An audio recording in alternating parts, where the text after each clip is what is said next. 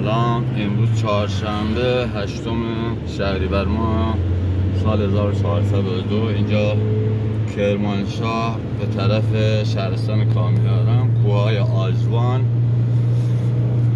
منطقه میان دربند،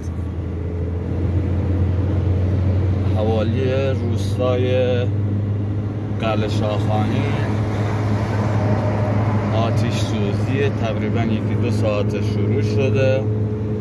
کوها رو آتیش زدن. معلوم نیست چه آدم نفهمی این کار انجام داده که متاسفانه اینجور مسائل رو پیش میاره و اینجور طبیعتی رو با آتیش میکشن.